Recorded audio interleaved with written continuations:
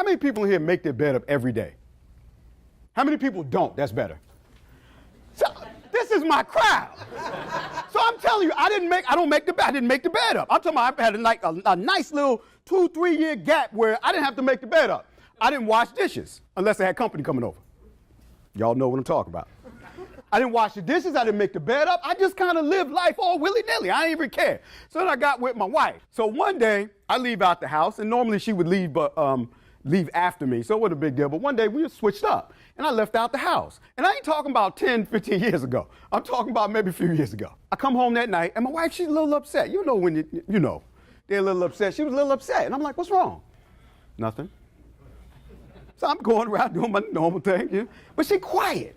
I'm like, babe, what's wrong? Why didn't you make the bed up? I'm like, what? I said, I never make the bed up. She said, that's the problem. And so I said, is there a problem with me not making the bed up? She said, yes, I think you should make it up. And we had this big, long, drawn-out conversation about the reason why. My thing is, I'm getting right back in it. Why make it up? Who's with me? I'm saying, we getting right back in it. And she got the pillows, it got a match, even making the bed. I'm talking about changing the sheets. She wants everything tucked in, like tuck in the bottom part. And I'm like, but why? I'm gonna pull it off while I'm asleep.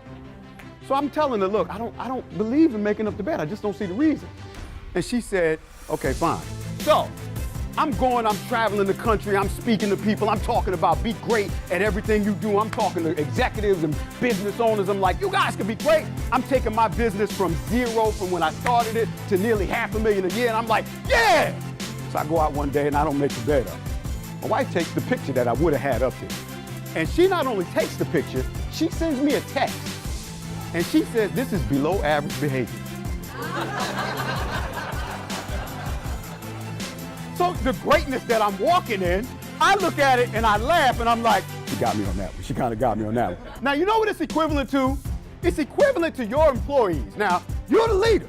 They looking up at you for everything. Like, what you say goes, you're that person, and then somebody says, and they show you in a bad light. In my mind, I'm thinking it's just the bed.